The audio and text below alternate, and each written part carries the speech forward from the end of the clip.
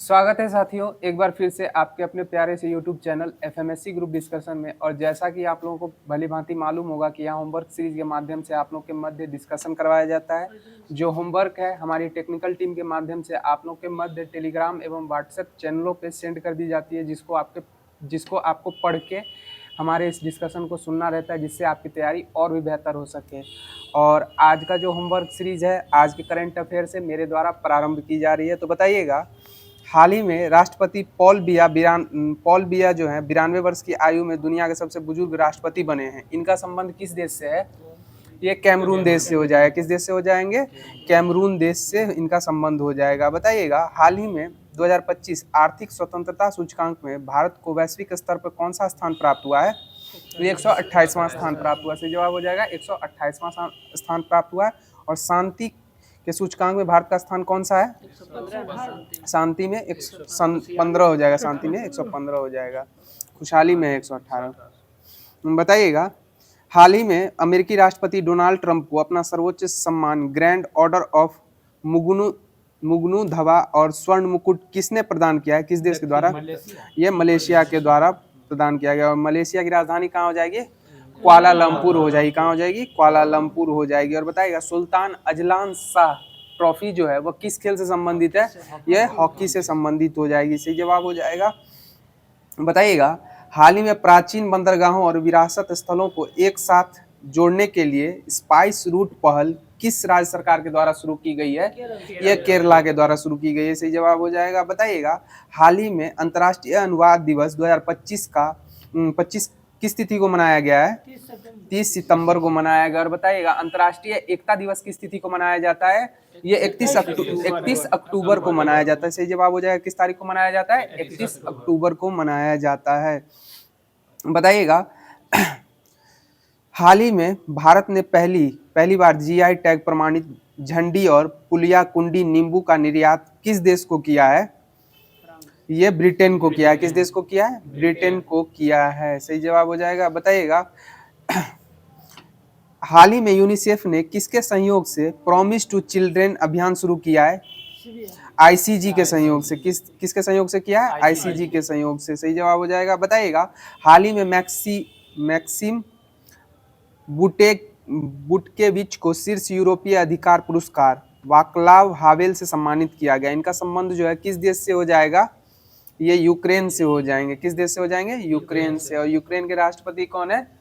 Vladimir Zelensky हो जाएंगे। कौन हो जाएंगे? Zelensky, Vladimir Zelensky. और बताइएगा, हाल ही में प्रधानमंत्री नरेंद्र मोदी ने किस देश के प्रधानमंत्री की आत्मकथा आई एम जॉर्जिया की प्रस्तावना लिखी है? ये इटली की हो जाएंगी। आई एम जॉर्जिया की प्रस्तावना लिखी है, ये इटली की संबंधित हो जाएगी राष्ट्रपति की जीवनी पुस्तक। बताइएगा, हाल ही में परमाणु ऊर्जा से चलने वाले पोसाइडन अंडर वाटर ड्रोन का परीक्षण किसने किया है? किस देश के द्वारा किया गया है? यह रूस के द्वारा किया गया। किस देश के द्वारा किया गया? रूस के द्वारा। रूस के वर्तमान में राष्ट्रपति कौन है? व्लादिमीर पुतिन हो जाएंगे। सही जवाब हो जाएगा। बताइएगा, हाल ही में दुनिया के सबसे ऊंचे 2050 फीट के हुआंगजिंग ग्रैंड कैनियन ब्रिज का उद्घाटन कहाँ में किया गया है? यह चीन में किया गया है। सही जवाब हो जाएगा। कहाँ किया गया है? चीन में किया गया है। बताइएगा, हाल ही में टाटा एडवांस सिस्टम और फ्रांस की सफरान ने लीप इंजन पोर्ट्स इकाई का शुभारंभ भारत के किस शहर में किया है? यह हैदराबाद में किया है। कहाँ किया है? हैदराबाद में किया है। सही जवाब हो जाएगा। बताइएगा, प्रतिवर्ष अंतर्राष्ट्रीय अहिंसा दिवस किस तिथि को मनाया जाता है? ये 2 अक्टूबर को मनाया जाता है। प्रतिवर्ष अंतर्राष्ट्रीय अहिंसा दिवस किस तिथि को मनाया जाता है? 2 अक्टूबर को मनाया जाता है। सही जवाब हो जाएगा। बताइएगा, हाल ही में किस राज्य के बांधवगढ़ टाइगर रिजर्व में हाथियों की निगरानी के लिए गज रक्षक ऐप लॉन्च किया गया है? ये मध्य प्रदेश हो जाएगा। किस राज्य में जाएगा? बांधवगढ़ टाइगर रिजर्व जो है वो मध्य प्रदेश में हो जाएगा। और टाइगर स्टेट ऑफ इंडिया किस राज्य को कहा गया है? मध्य प्रदेश को ही कहा गया है। सही जवाब हो जाएगा। बताइएगा, हाल ही में भारत की कुल स्थापित बिजली क्षमता कितनी हो गई है? 500 गीगावाट हो गई है। कितनी हो गई है? 500 गीगावाट हो गई है। सही जवाब हो जाएगा। बताइएगा, हाल ही में पहली बार नवीन मरुस्थलीय मृदा निर्माण तकनीक का उपयोग करके कहाँ गेहूं की खेती की गई है? ये राजस्थान राज्य में की गई है। कहाँ की गई? राजस्थान राज्य में। राजस्थान के वर्तमान में मुख्यमंत्री कौन है? भजन लाल शर्मा हो जाएंगे। कौन हो जाएंगे? भजन लाल शर्मा हो जाएंगे। सही जवाब हो जाएगा। बताइएगा, हाल ही में महर्षि दयानंद सरस्वती की पुण्यतिथि मनाई गई है। इन्हें इनके द्वारा किस संस्था की स्थापना की गई थी? आर्य समाज की स्थापना की गई। किसकी स्थापना की गई थी? आर्य समाज की स्थापना की गई। बताइएगा, सत्यशोधक समाज की स्थापना किन्होंने की थी? ज्योतिबा फूले के द्वारा की गई थी। सही जवाब हो जाएगा ज्योतिबा फूले। बताइएगा, हाल ही में 1 अक्टूबर 2025 को किस संस्था के द्वारा अपनी शताब्दी दिवस मनाई गई है? ये यूपीएससी के द्वारा मनाई गई। किसके द्वारा मनाई गई है? यूपीएससी के द्वारा मनाई गई है। सही जवाब हो जाएगा। बताइएगा, हाल ही में अंतर्राष्ट्रीय लवणता सम्मेलन 3.0 जो है वह कहाँ शुरू किया गया है? ये गोवा में शुरू किया गया। और हाल फिलहाल में जो पर्पल फेस्ट उत्सव जो था वो कहाँ मनाया गया? नई दिल्ली में मनाया गया। पर्पल फेस्ट उत्सव मनाया जाता है, लेकिन इस बार दिल्ली में मनाया गया। बताइएगा, हाल ही में दिग्वंत पंडित छन्नू लाल मिश्र का संबंध किस वाद्य यंत्र से था? यह स्वरमंडल। बताइएगा, प्रतिवर्ष राष्ट्रीय एकता दिवस किस तिथि को मनाया जाता है? 31 अक्टूबर को मनाया जाता है। बताइएगा, हाल ही में पृथ्वी के 18 प्रकाश वर्ष दूर कौन से नए सुपर अर्थ की खोज की गई है? G251c है, इसकी खोज की गई है। बताइएगा, नेचर अध्ययन के अनुसार कार्बन निषेचन के कारण कहाँ वृक्षों का आकार जो है बदल रहा है? नेचर अमेजन के जंगलों में, अमेजन वर्षावन में जो कार्बन निषेचन के कारण वृक्षों का आकार बदल रहा है। बताइएगा, विश्व की सबसे चौड़ी नदी कौन सी नदी है? अमेजन हो जाएगी। और सबसे बड़ी नदी कौन सी हो जाएगी? नील नदी हो जाएगी। सही जवाब हो जाएगा। तो आज का जो करंट अफेयर्स जो बनने वाला था वो यहीं पे समाप्त हो गया। अब आगे की कड़ी में आप लोगों के मध्य लुसेंट प्रारंभ किया जा रहा है। बताइएगा, विक्रमादित्य द्वितीय जो था वो किस वंश का शासक था? ये चालुक्य वंश का शासक हो जाएगा। सही जवाब हो जाएगा। इसकी पत्नी का क्या नाम था? लोक महादेवी हो जाएगा। क्या नाम हो जाएगा? लोक महादेवी। और बताइएगा, लोक महादेवी के द्वारा जो पदक्कल में किस मंदिर का निर्माण किया गया था? विरूपाक्ष महादेव मंदिर का निर्माण किया गया था। किसका निर्माण किया गया था? विरूपाक्ष महादेव मंदिर का निर्माण किया गया था। और बताइए, विक्रमादित्य द्वितीय जो थे, इनकी दूसरी पत्नी का क्या नाम था? त्रैलोक्य देवी हो जाएगा। क्या हो जाएगा? त्रैलोक्य देवी। और इन्हीं की स्मृति में त्रैलोकेश्वर मंदिर का निर्माण करवाया गया था। बताइएगा, चालुक्य वंश का अंतिम शासक कौन था? कीर्तिवर्मन द्वितीय हो जाएगा। कौन हो जाएगा? कीर्तिवर्मन द्वितीय हो जाएगा। बताइएगा, किसको मंदिरों का शहर कहा गया है? एलहोल को मंदिरों का शहर कहा गया। और बताए, एलहोल अभिलेख जो है किससे संबंधित हो जाएगा? पुलकेशिन द्वितीय से संबंधित हो जाएगा एलहोल अभिलेख। बताइएगा, बैंगी के चालुक्य वंश का संस्थापक कौन था? ये विष्णुवर्धन हो जाएंगे। कौन हो जाएंगे? विष्णुवर्धन। बताइएगा, राष्ट्रकूट वंश का संस्थापक कौन था? दंती दुर्ग हो जाएगा। राष्ट्रकूट वंश के संस्थापक कौन थे? दंती दुर्ग हो जाएंगे। सही जवाब हो जाएगा। बताइएगा, एलोरा के कैलाश मंदिर का निर्माण किन्होंने करवाया था? यह कृष्ण प्रथम के द्वारा करवाया गया था। एलोरा के प्रसिद्ध कैलाश मंदिर का निर्माण किन्होंने कराया था? कृष्ण प्रथम के द्वारा कराया गया था। बताइएगा, राष्ट्रकूट वंश का पहला शासक कौन था जिसने कन्नौज पर अधिकार करने हेतु त्रिपक्षीय संघर्ष में भाग लिया था? ये ध्रुव हो जाएगा। कौन हो जाएगा? ध्रुव हो जाएगा। सही जवाब हो जाएगा। बताइएगा, प्रतिहार नरेश कौन थे जिनको त्रिपक्षीय संघर्ष में ध्रुव के द्वारा पराजित किया गया था?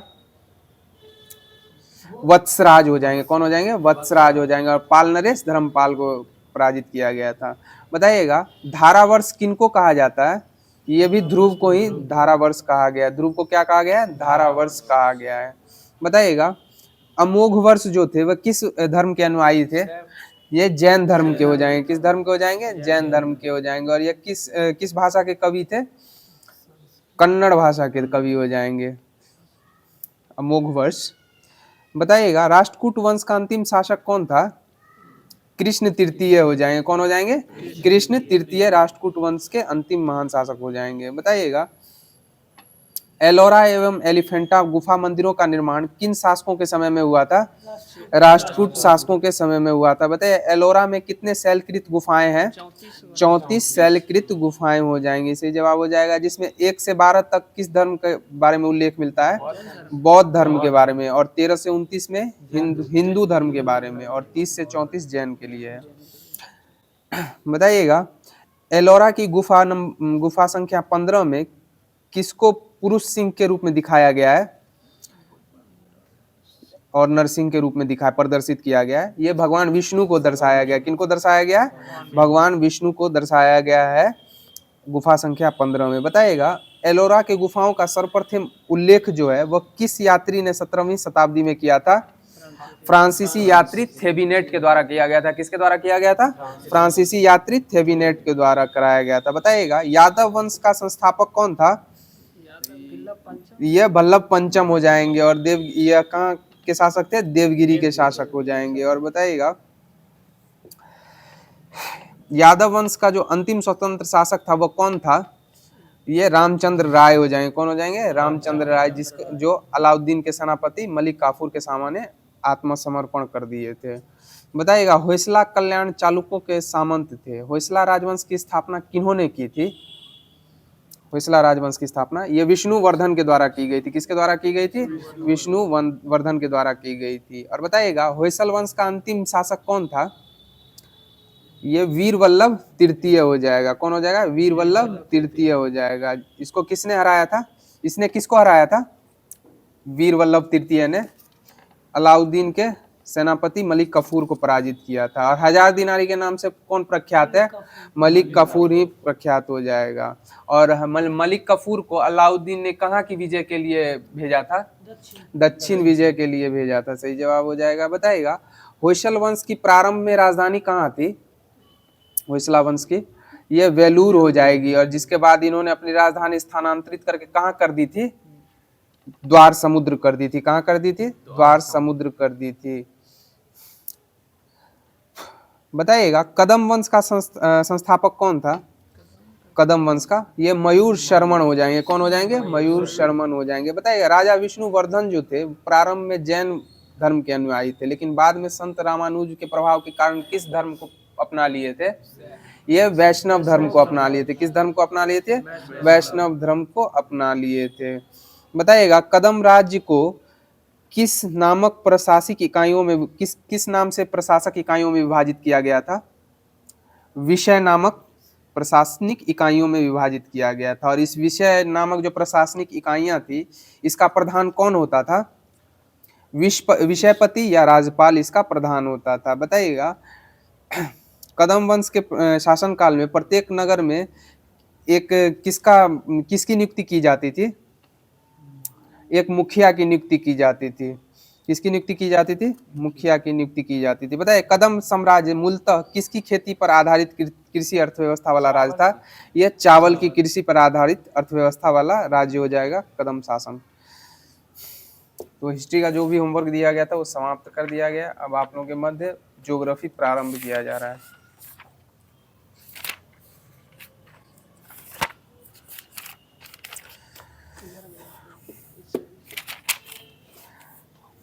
बताइएगा रेल इंजन निर्माण के कारखाना चितरंजन जो है वह किस राज्य में है? यह पश्चिम बंगाल में हो जाएगा। कहाँ हो जाएगा? पश्चिम बंगाल में हो जाएगा, जहाँ रेल इंजन के कारखानों का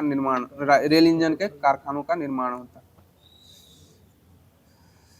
बताइएगा semi high speed Vande Bharat train का निर्माण किस रूप में इंटीग्रल कोच फैक्ट्री चेन्नई द्वारा किया जाता है? स्वदेशी रूप में किया जाता है। किस रूप में किया जाता है? स्वदेशी रूप में किया जाता है। बताइएगा आत्मनिर्भर भारत की भावना से किस राष्ट्रीय स्वचालित ट्रेन सुरक्षा प्रणाली के रूप में अपनाया गया है? यह कवच। किसको अपनाया गया? कवच को अपनाया गया। बताइए भारत का प्रथम रेलवे विश्वविद्यालय कहाँ में है? यह बड़ोदरा में हो जाएगा, जिसको गति शक्ति विश्वविद्यालय के नाम से जाना जाता है। बताइएगा भारत की सबसे लंबी रेलवे पुल कौन सी ब्रिज है? ये बोगीबिल ब्रिज हो जाएगी। कौन सी हो जाएगी? बोगीबिल ब्रिज हो जाएगी, जो असम में हो जाएगी। और इसकी लंबाई कितनी है बोगीबिल ब्रिज की? 4.94 किलोमीटर हो जाएगी। कितनी हो जाएगी? 4.94 किलोमीटर। बताए भारत की सबसे लंबी रेलवे सुरंग कौन सी सुरंग है? ये जनासू सुरंग हो जाएगी। कौन सी सुरंग हो जाएगी? जनासू सुरंग हो जाएगी। और जनासू सुरंग की कुल लंबाई कितनी है? 14.58 किलोमीटर हो जाएगी। और जनासू सुरंग जो है किस राज्य में अवस्थित है? यह उत्तराखंड में हो जाएगी। कहाँ हो जाएगी? उत्तराखंड में हो जाएगी। बताइए भारत का सबसे ऊंचा रेलवे पुल कौन सा ब्रिज है? ऊंचा चिनाब रेलवे ब्रिज हो जाएगा। कि कौन सी हो जाएगी? Chenab railway bridge. और बताइएगा इसकी ऊंचाई समुद्र तल से कितनी ऊंचाई हो जाएगी? 359 मीटर इसकी ऊंचाई हो जाएगी। सही जवाब हो जाएगा। और चिनाब रेलवे ब्रिज जो है, जो सबसे भारत का सबसे ऊंचा रेलवे ब्रिज है, यह किस राज्य में अवस्थित है? यह जम्मू कश्मीर में अवस्थित हो जाएगा। बताइएगा भारत में सबसे अधिक ऊंचाई पर स्थित रेलवे स्टेशन कौन सा स्टेशन है? ये घूम स्टेशन हो जाएगा। कौन सा स्टेशन हो जाएगा? घूम स्टेशन, जो पश्चिम बंगाल के दार्जिलिंग में स्थित है। बताइए दुनिया का सबसे अधिक ऊंचाई पर स्थित रेलवे स्टेशन कौन सा रेलवे स्टेशन है? ये तांगगुला स्टेशन हो जाएगा, जो तिब्बत चीन में स्थित हो जाएगा। कौन सा स्टेशन हो जाएगा? तांगगुला स्टेशन, जो चीन तिब्बत में स्थित हो जाएगा। बताइए भारत का सबसे लंबा रेलवे स्टेशन कौन सा है? श्री सिद्धाराम स्वामी स्टेशन हो जाएगा, बंगलौर वाला। बताइए भारत रेलवे द्वारा प्रथम बार रेल गीत कब अपनाया गया था? 5 अगस्त 2016 को अपनाया गया था। कब अपनाया गया था? 5 अगस्त 2016 को। और यह गीत जो है कितने समयावधि के लिखा होता है? यह 3 मिनट का समयावधि का होता है। और इस गीत को किनके द्वारा लिखा गया था? यह सत्य प्रकाश के द्वारा लिखा गया था। किनके द्वारा लिखा गया था? सत्य प्रकाश के द्वारा। और गाए थे कौन? उदित नारायण एवं कविता कृष्णमूर्ति के द्वारा गाया गया था। बताइए भारतीय रेलवे ने विविध संस्कृति के लोगों को एक साथ लाकर भारत के स्वतंत्रता संग्राम में योगदान दिया। ये किस महापुरुष के द्वारा कहा गया है? ये महात्मा गांधी के द्वारा ही कहा गया है। सही जवाब हो जाएगा। बताइएगा भारत में वायु परिवहन की शुरुआत कब से की गई है? ये 1911 ईस्वी से शुरू की गई है। कब से शुरू की गई है? 1911 से शुरू की गई है। और कहां से कहां के बीच ये सर्वप्रथम चलाई गई थी? इलाहाबाद से नैनी के मध्य चलाई गई थी, जो सर्वप्रथम विमान डाक सेवा का परिवहन किया था। बताइएगा इंडियन नेशनल एयरवेज जो है उसकी स्थापना कब की गई थी? 1933 में की गई थी। इंडियन नेशनल एयरवेज की स्थापना 1933 में की गई थी। बताइएगा इंदिरा गांधी अंतर्राष्ट्रीय हवाई अड्डा कहाँ अवस्थित है? ये नई दिल्ली में हो जाएगा। बताइए केम्पेगौड़ा अंतर्राष्ट्रीय हवाई अड्डा कहाँ अवस्थित है? ये बंगलौर में हो जाएगा। कहाँ हो जाएगा? केम्पेगौड़ा बेंगलोर में हो जाएगा। बताइए वीर सावरकर अंतर्राष्ट्रीय हवाई अड्डा कहाँ अवस्थित है? ये पोर्ट ब्लेयर अंडमान निकोबार में हो जाएगा। और पोर्ट ब्लेयर का नाम परिवर्तित करके क्या कर दिया गया? श्री विजयपुरम कर दिया गया है। सही जवाब हो जाएगा। बताइएगा राजीव गांधी अंतर्राष्ट्रीय हवाई अड्डा कहाँ अवस्थित है? ये हैदराबाद में हो जाएगा। राजीव गांधी अंतर्राष्ट्रीय हवाई अड्डा कहाँ हो जाएगा? हैदराबाद में हो जाएगा। बताइएगा बाबा साहेब अम्बेडकर अंतर्राष्ट्रीय हवाई अड्डा कहाँ अवस्थित है? ये नागपुर में हो जाएगा। बाबा साहेब अम्बेडकर अंतर्राष्ट्रीय हवाई अड्डा कहाँ हो जाएगा? नागपुर में हो जाएगा। सही जवाब हो जाएगा। बताइएगा देवी अहिल्याबाई होलकर अंतर्राष्ट्रीय हवाई अड्डा किस शहर में अवस्थित है? ये इंदौर में हो जाएगा। मध्य प्रदेश इंदौर में हो जाएगा। बताइएगा जयप्रकाश नारायण अंतर्राष्ट्रीय हवाई अड्डा कहाँ अवस्थित है? ये पटना में अवस्थित हो जाएगा। सही जवाब हो जाएगा। बताइए लाल बहादुर शास्त्री अंतर्राष्ट्रीय हवाई अड्डा? ये बनारस में हो जाएगा। सही जवाब हो जाएगा। बताइएगा एयर इंडिया का मुख्यालय कहाँ अवस्थित है? ये नई दिल्ली में हो जाएगा। निगमित कार्यालय मुंबई हो जाएगा। एयर इंडिया का मुख्यालय कहाँ हो जाएगा? नई दिल्ली में, जबकि निगमित कार्यालय कहाँ हो जाएगा?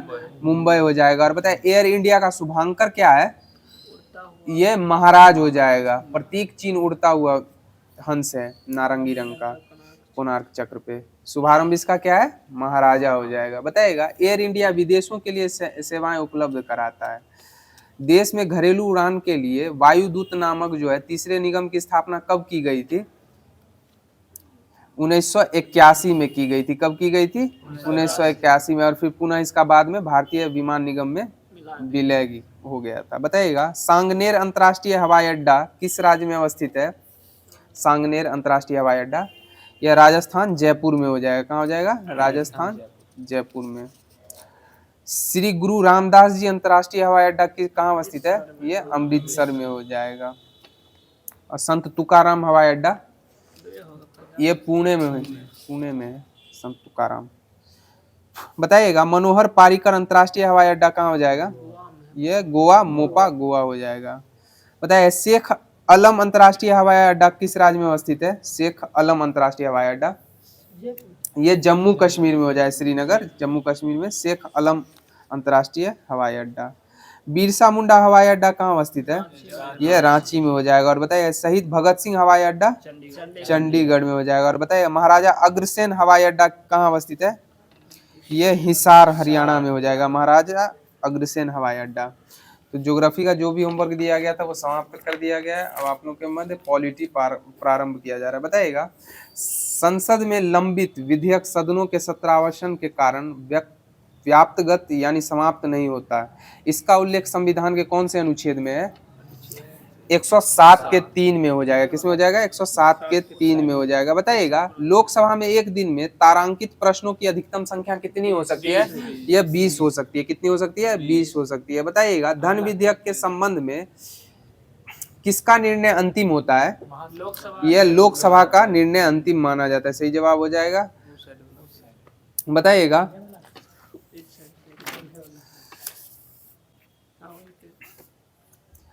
बताइएगा नया संसद भवन जो था इसकी आधारशिला प्रधानमंत्री नरेंद्र मोदी के द्वारा कब रखी गई थी?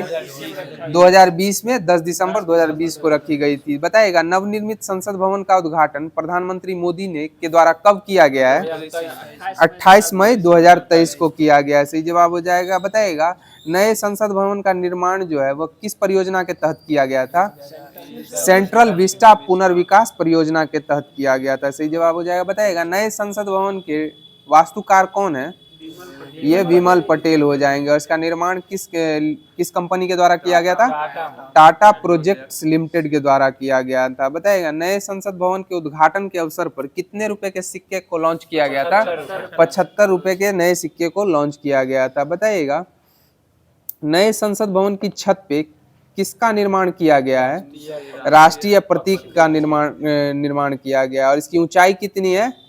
6.5 मीटर है और जो कांस्य का बना हुआ है। बताइएगा नए संसद भवन में दोनों लोकसभा कक्ष एवं राज्यसभा कक्ष को प्रतिनिधियों को मिलाकर कितने व्यक्तियों के बैठने की व्यवस्था है?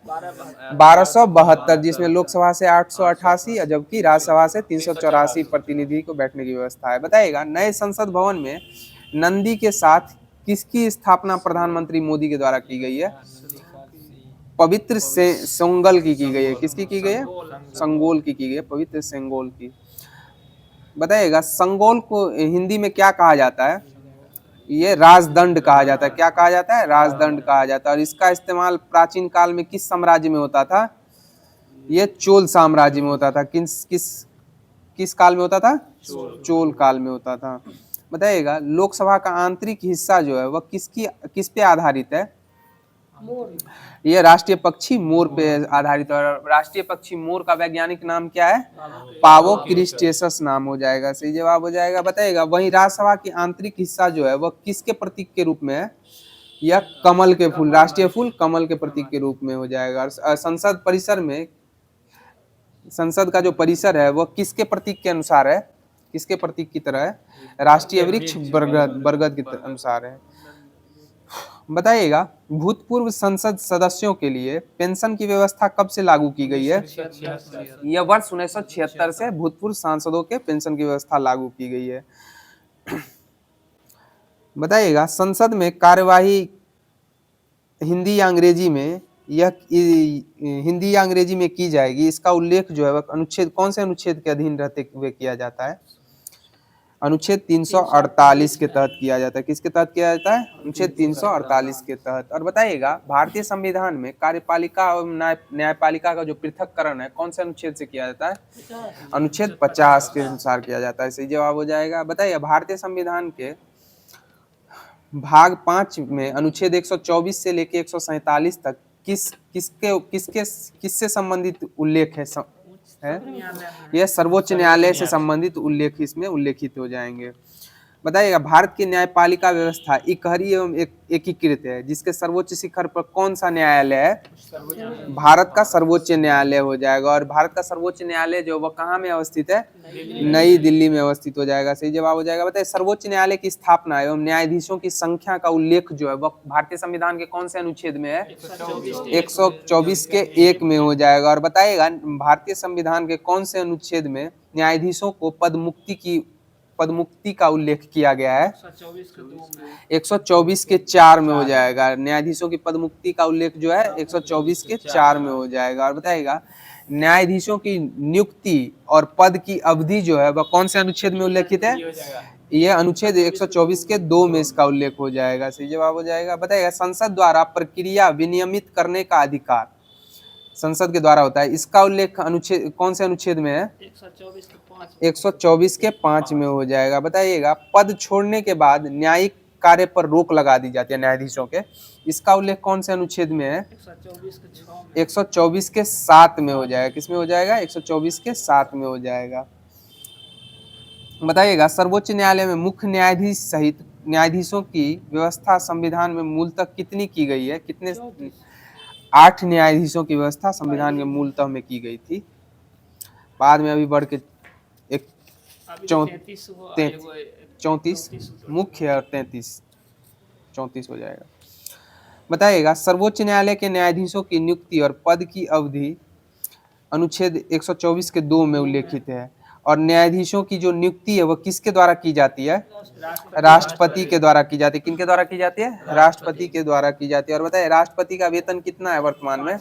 5 लाख रुपया। इस पे कोई टैक्स वैक्स है कि नहीं है? आयकर से यह मुक्त हो जाएगा। सही जवाब हो जाएगा। बताइएगा सर्वोच्च न्यायालय के न्यायाधीश का अधिकतम आयु सीमा कितनी वर्ष रहती है? 65 वर्ष हो जाएगी। और राज्यों के उच्च न्यायालयों का 62 वर्ष हो जाएगी। सही जवाब हो जाएगा। बताइएगा सर्वोच्च न्यायालय के न्यायाधीशों को पद एवं गोपनीयता की शपथ कौन दिलवाते हैं? राष्ट्रपति दिलवाते हैं। और इसका उल्लेख कौन से अनुच्छेद में है? अनुच्छेद 124 के 6 में हो जाएगा। किस में हो जाएगा? 124 के 6 में हो जाएगा। सही जवाब हो जाएगा। बताइएगा किसी भी व्यक्ति को न्यायाधीश के रूप में नियुक्ति मिलने से पूर्व उन्हें न्यायालयों में लगातार कितने वर्ष तक अधिवक्ता रहना अनिवार्य है? 10 वर्षों तक। कितने वर्ष? 5 वर्ष तक न्यायाधीश, जबकि अधिवक्ता रहेंगे तो 10 वर्ष तक उनका कार्यकाल रहना चाहिए। तो पॉलिटी का जो भी होमवर्क दिया गया था वो समाप्त कर दिया गया है। अब आप लोगों के मध्य लुसेंट सीरीज का ही विविध प्रारंभ किया जा रहा है। बताइएगा भारत का सबसे लंबा सड़क पुल कौन सा पुल हो जाएगा? ये भूपेन हजारिका हो जाएगा। कौन सा हो जाएगा? भूपेन हजारिका पुल हो जाएगा। बताइए भारत का सबसे बड़ा पशु मेला कौन सा मेला है? सोनपुर का बिहार में अवस्थित हो जाएगा। सोनपुर का मेला जो है भारत का सबसे बड़ा पशु मेला हो जाएगा। बताइएगा भारत की सबसे ऊंची मीनार कौन सी मीनार है? ये फतेह बुजुर्ग हो जाएगी। कौन सी हो जाएगी? फतेह बुजुर्ग, जो पंजाब में अवस्थित हो जाएगी। बताइएगा भारत की सबसे बड़ी झील कौन सी झील है? ये वुलर झील हो जाएगी। कौन सी झील हो जाएगी? वुलर झील हो जाएगी। और भारत का सबसे बड़ा रेगिस्तान थार रेगिस्तान हो जाएगा। कौन सा रेगिस्तान हो जाएगा? थार रेगिस्तान हो जाएगा। बताइएगा भारत का सबसे बड़ा चिड़ियाघर कौन सा है? ये जूलॉजिकल गार्डन हो जाएगा, जो कोलकाता में अवस्थित है। वो भारत का सबसे बड़ा चिड़ियाघर है। और बताइए भारत की सबसे ऊंची चोटी कौन सी है? K2 गॉडविन ऑस्टिक हो जाएगी। और इसकी ऊंचाई कितनी है? 8611 मीटर हो जाएगी। कितनी हो जाएगी? 8611 मीटर हो जाएगी। बताइएगा सबसे बड़ा डेल्टा भारत का कौन सा है? सुंदरवन डेल्टा हो जाएगा, जो पश्चिम बंगाल में अवस्थित है। बताइएगा भारत में सबसे अधिक वन जो है वह किस राज्य में है? यह मध्य प्रदेश में हो जाएंगे। जबकि प्रतिशतता के मामले में घनत्व के अनुसार कौन सा राज्य हो जाएगा? मिजोरम हो जाएगा प्रतिशत के अनुसार। सही जवाब हो जाएगा। बताइएगा भारत का सबसे बड़ा कॉरिडोर कौन सा कॉरिडोर है? यह रामेश्वरम मंदिर तमिलनाडु हो जाएगा, भारत का सबसे बड़ा कॉरिडोर। बताइएगा भारत का सबसे ऊंचा झरना कौन सा झरना है? कुचिकल हो जाएगा। कुचिकल जलप्रपात हो जाएगा भारत का सबसे ऊंचा झरना, जो वराही नदी पे अवस्थित है। और कुचिकल जलप्रपात की कुल ऊंचाई कितनी है? 455 मीटर हो जाएगी। कितनी हो जाएगी? 455 मीटर। और बताइएगा भारत की सबसे लंबी सड़क कौन सी सड़क है? ये ग्रैंड ट्रंक रोड हो जाएगी। कौन सी हो जाएगी? ग्रैंड ट्रंक रोड, यानी GT रोड हो जाएगी। बताइएगा भारत की सबसे लंबी नदी कौन सी नदी है? यह गंगा नदी हो जाएगी और इसकी कुल लंबाई कितनी है? 2525 किलोमीटर हो जाएगी। बताइएगा भारत में सर्वाधिक वर्षा किस स्थान पे होती है? मानसीन राम मेघालय में हो जाएगी। सही जवाब हो जाएगा। कहाँ सर्वाधिक वर्षा होती है भारत में? मानसीन राम मेघालय में हो जाएगी। बताइएगा भारत की सबसे लंबी नहर कौन सी नहर हो जाएगी?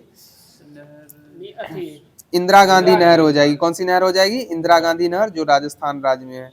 बताइएगा भारत का सबसे अधिक आबादी वाला शहर कौन सा शहर है? यह मुंबई हो जाएगा। कौन सा शहर हो जाएगा? मुंबई शहर हो जाएगा भारत की सबसे आबादी वाला शहर, अधिक आबादी वाला।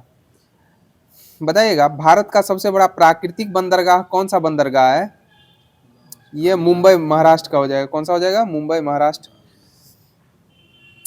भारत का सबसे लंबी तटरेखा वाला राज्य कौन सा है? यह गुजरात राज्य हो जाएगा। गुजरात राज्य हो जाएगा। और प्रायद्वीप भारत की सबसे लंबी तटरेखा वाला राज्य? यह आंध्र प्रदेश हो जाएगा। प्रायद्वीप भारत की सबसे लंबी तटरेखा वाला राज्य आंध्र प्रदेश हो जाएगा। और बताइएगा भारत की सबसे बड़ी मीठे पानी की झील कौन सी झील है? यह वुलर झील ही हो जाएगी। और खारे पानी की सबसे? चिल्का झील हो जाएगी। कौन सी झील? तटीय झील चिल्का झील हो जाएगी। भारत की सबसे लंबी सहायक नदी कौन सी नदी है? यह यमुना नदी हो जाएगी। और यमुना नदी का उद्गम स्थल कहाँ है? हिमाचल प्रदेश के बंदरपूछ से निकलती है यमुना नदी।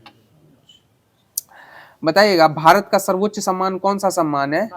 यह भारत रत्न हो जाएगा। और भारत रत्न की शुरुआत कब से हुई है? 1954 से हुई है। कब से हुई है? 1954 से भारत रत्न की शुरुआत की गई है। बताइएगा भारत का सबसे बड़ा गुरुद्वारा कौन सा है? सबसे बड़ा गुरुद्वारा भारत का? यह स्वर्ण मंदिर अमृतसर हो जाएगा। कौन सा हो जाएगा? स्वर्ण मंदिर अमृतसर हो जाएगा। बताइए भारत का सबसे ऊंचा टीवी टावर कौन सा है? पीतमपुरा हो जाएगा। नई दिल्ली पीतमपुरा। बताइएगा भारत की सबसे बड़ी कृत्रिम झील कौन सी झील है? भारत की सबसे बड़ी कृत्रिम झील गोविंद वल्लभ पंत सागर हो जाएगी। कौन सी झील हो जाएगी? गोविंद वल्लभ पंत सागर हो जाएगी। और बताइएगा भारत की कौन सी वो नदी है जो डेल्टा नहीं बनाती है? सबसे बड़ी नदी है नर्मदा एवं ताप्ती हो जाएगी, जो डेल्टा का निर्माण नहीं करती है। बताइएगा भारत का सबसे बड़ा नदी द्वीप कौन सा द्वीप है? माजुली हो जाएगा। और सबसे छोटा कौन सा है? उमानंदा हो जाएगा। सही जवाब हो जाएगा। बताइएगा सबसे बड़ा राज्य क्षेत्रफल की दृष्टि से कौन सा है भारत का? यह राजस्थान हो जाएगा। और भारत का सबसे ऊंचा हवाई पतन कौन सा हो जाएगा? लेह लद्दाख हो जाएगा। कौन सा हो जाएगा? लेह लद्दाख। और बताइएगा सबसे तेज चलने वाली ट्रेन कौन सी ट्रेन है? वंदे भारत हो जाएगी। 180 किलोमीटर। एक लेकिन नमो भारत हो गई है वर्तमान में। तो लुसेंट सीरीज के माध्यम से जो विविध दिया गया था होमवर्क से, वो भी समाप्त कर दिया गया है। अब आगे आप लोग के मध्य स्पीडी पब्लिकेशन का सामान्य अध्ययन प्रारंभ किया जा रहा है। बताइएगा शिक्षा किस सूची का विषय है? यह समवर्ती सूची का विषय हो जाएगा। सही जवाब हो जाएगा। बताइएगा यूएसए की राजधानी जो है वाशिंगटन डीसी किस नदी के किनारे अवस्थित है? पोटोमैक नदी के किनारे अवस्थित न्यूयॉर्क। बताइएगा भारत का पहला रक्षा मंत्री कौन निर्मित हुए थे? ये बलदेव सिंह निर्मित हुए थे। कौन हुए थे? बलदेव सिंह। बताइएगा राइडर कप का संबंध किस खेल से संबंधित है? यह गोल्फ खेल से हो जाएगा। राइडर कप का संबंध किस खेल से हो जाएगा? गोल्फ खेल से हो जाएगा। बताइएगा किस प्रधानमंत्री के कार्यकाल में संसद में मतदान द्वारा किस प्रधानमंत्री को संसद ने मतदान द्वारा अपदस्थ कर दिया था? यह वीपी सिंह, विश्वनाथ प्रताप सिंह थे। बताइएगा उकाई परियोजना किस राज्य में अवस्थित है? यह गुजरात राज्य में हो जाएगी। किस राज्य में हो जाएगी? गुजरात राज्य में हो जाएगी। बताइएगा कॉस्मोस के लेखक कौन है? कॉस्मोस के ये कार्ल सागन हो जाएंगे। कौन हो जाएंगे? कॉस्मोस के लेखक कार्ल सागन हो जाएंगे। और बताइए सेल की स्थापना कब की गई थी? 1974 में। सेल की स्थापना कब की गई थी? 1974 में की गई थी। बताइए देश का प्रथम कृषि विज्ञान केंद्र कहाँ में अवस्थित है? यह पांडिचेरी में हो जाएगा। देश का प्रथम कृषि विज्ञान केंद्र कहाँ अवस्थित हो जाएगा? पांडिचेरी में। बताइएगा लोक हितवादी के उपनाम से कौन से व्यक्ति प्रसिद्ध थे? ये गोपाल हरि देशमुख हो जाएंगे। कौन हो जाएंगे? गोपाल हरि देशमुख हो जाएंगे। बताइए भारत का पहला नेशनल पार्क कहाँ अवस्थित है? Uttarakhand Jim Corbett national park हो जाएगा। बताइए मूल अधिकारों का संरक्षक कौन है? न्यायपालिका हो जाएगा। कौन हो जाएगा? न्यायपालिका हो जाएगा। बताइएगा सोवियत संघ का 15 स्वतंत्र गणतंत्रों के रूप में विघटन कब हो गया था? 1991 में हो गया था। कब हो गया था? 1991 में। बताए पृथ्वी के गुरुत्वाकर्षण क्षेत्र की तीव्रता कहाँ में अधिक होती है? यह ध्रुवों पे अधिक हो जाती है। कहाँ पे अधिक हो जाती है? ध्रुवों पे। बताइए मुगल काल का पहला भारतीय हिंदी विद्वान कौन था? यह मलिक मोहम्मद जायसी हो जाएंगे। कौन हो जाएंगे? मलिक मोहम्मद जायसी। अब बाजीराव मस्तानी इन्हीं की कृति थी। बताइए भारत में आबादी का जनगणना प्रत्येक कितने साल बाद की जाती है? 10 वर्षों के पश्चात की जाती है। सही जवाब हो जाएगा। और अभी हाल फिलहाल में जो होने वाला कब से प्रारंभ हो जाएगा? 1 अक्टूबर 2026 से प्रारंभ हो जाएगा। हाँ 16वीं अब स्टार्ट हुआ। बताइएगा राष्ट्रपति का अध्यादेश कितने महीने के लिए लागू रहता है? यह 6 माह के लिए लागू रहता है। सही जवाब हो जाएगा। बताइए भारत में मौद्रिक नीति कौन बनाता है? भारत में मौद्रिक नीति आरबीआई के द्वारा बनाया जाता है। बताइए कोई भी व्यक्ति अपना खाता आरबीआई में खोल सकता है कि नहीं? नहीं खोल सकता है। सही जवाब हो जाएगा। कोई नहीं खोल सकता। बताइए आरबीआई की स्थापना कब हुई थी? 1935 में हुई थी। 1934 का देना हाँ 34 के अधिनियम से 35 में आरबीआई की स्थापना हुई थी। बताइएगा सुंदरवन के जंगल को क्या कहा जाता है? मैग्रोव वन कहा जाता है। इसी जवाब हो जाएगा। बताइएगा भारत में स्थानीय स्वशासन का जनक किन्हें कहा जाता है? लॉर्ड रिपन को कहा जाता है। किनको कहा जाता है? लॉर्ड रिपन को कहा जाता है। बताइएगा सिरके का रासायनिक नाम क्या है? एसिटिक एसिड हो जाएगा। इसका सूत्र क्या हो जाएगा? CH3COH हो जाएगा। CH3COOH हो जाएगा। बताइएगा द लॉस्ट चाइल्ड पुस्तक के लेखक कौन है? द लॉस्ट चाइल्ड पुस्तक के लेखक ये मुल्क राज आनंद हो जाएंगे। द लॉस्ट चाइल्ड पुस्तक के लेखक कौन हो जाएंगे? मुल्क राज आनंद। बताइएगा संवेग कैसी राशि है? सदिश राशि हो जाएगा। और बताइए आवेश कैसी राशि है? यह अदिश राशि हो जाएगी। आवेश कैसी राशि हो जाएगी? अदिश राशि हो जाएगी। बताइएगा भूमध्य एवं लाल सागर के मध्य कौन सी नहर अवस्थित है? स्वेज नहर अवस्थित हो जाएगी। सही जवाब हो जाएगा। बताइएगा सुप्रियर झील एवं ह्यूरान झील के मध्य कौन सी नहर अवस्थित है? यह सू झील हो जाएगी। सुप्रियर झील एवं ह्यूरान झील के मध्य कौन सी नहर अवस्थित हो जाएगी? सू नहर अवस्थित हो जाएगी। बताइएगा आंध्र प्रदेश और तमिलनाडु के मध्य कौन सी प्रमुख नहर अवस्थित है? ये केपी नहर हो जाएगी। कौन सी नहर हो जाएगी? केपी नहर हो जाएगी। बताइए पुष्पों का अध्ययन क्या कहलाता है? एंथोलॉजी कहलाता है। पुष्पों का अध्ययन क्या कहलाता है? एंथोलॉजी कहलाता है। और बताइए शैवालों का अध्ययन क्या कहलाता है? कवक का माइको। शैवालों का पूछ रहे हैं। शैवालों का फाइकोलॉजी और कवक का अध्ययन कहेगा तो माइकोलॉजी हो जाएगा। बताइए सर्पों का अध्ययन क्या कहलाता है? ओफियोलॉजी कहलाता है। इसी जवाब हो जाएगा। सर्पों का अध्ययन क्या कहला जाएगा? ओफियोलॉजी। बताइए काष्ठ पेड़ों का संवर्धन से संबंधित शाखा जो है उसको क्या कहा जाता है?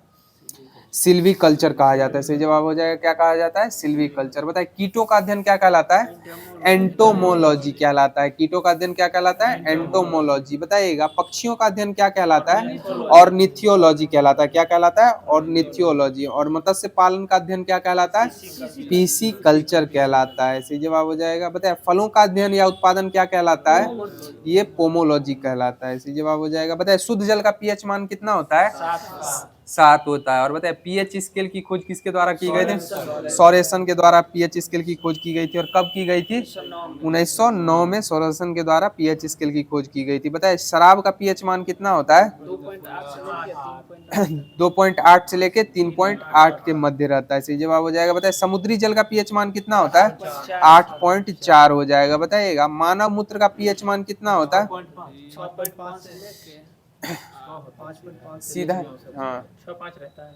6.4 होगा। 6.4 हाँ 6 से लेता है। शुद्ध दूध का जो रहता है ना वो 6 होता है। ये मानव मूत्र का भी 6 इसमें औसत में दिया होगा। हाँ औसत में है। और बताइएगा लार का पीएच मान कितना होता है? 6.5 से लेके 7.5 के मध्य रहता है लार का पीएच मान। बताइए नींबू के रस का पीएच मान कितना होता है? 2.2 से लेके 2.4 के मध्य रहता है। और रक्त का पीएच मान कितना होता है? 7.4 होता है। सही जवाब हो जाएगा। और रक्त कैसा प्रकृति का होता है?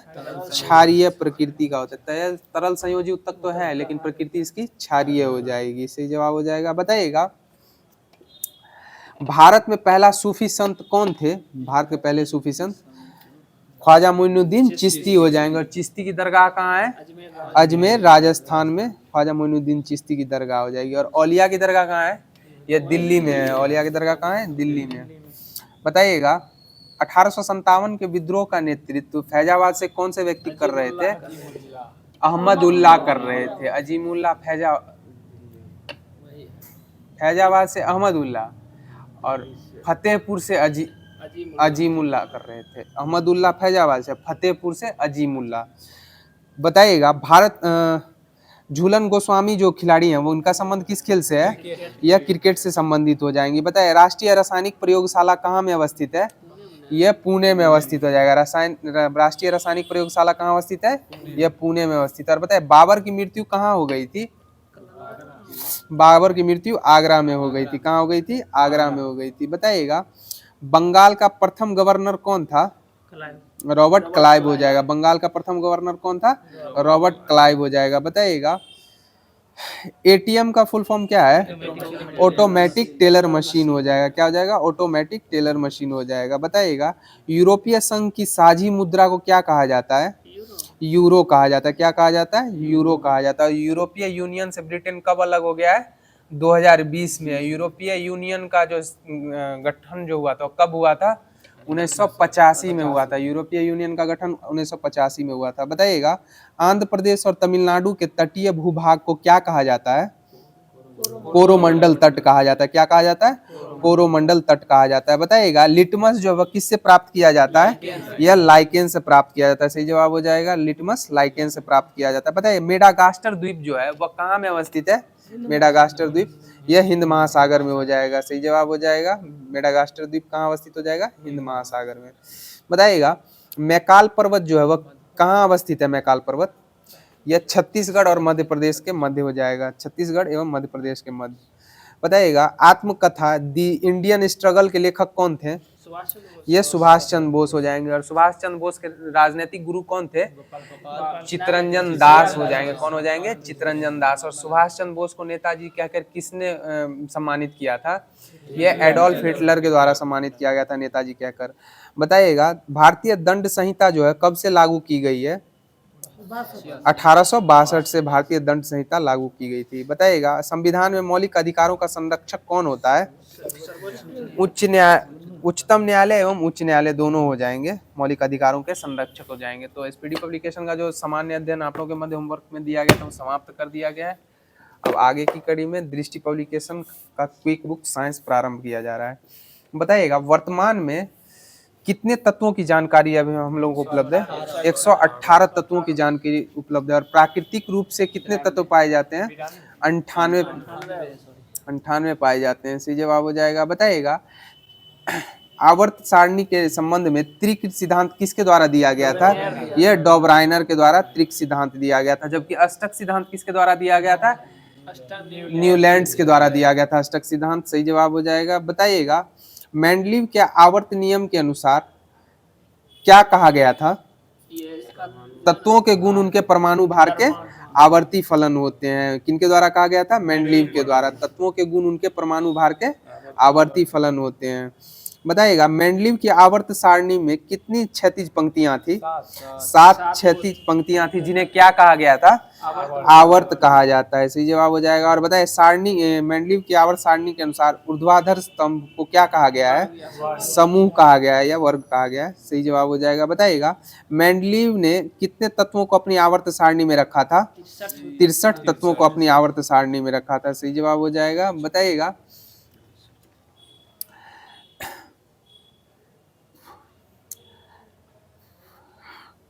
मेंडलीव के आवर्त सारणी का दोष के बता दिए तो।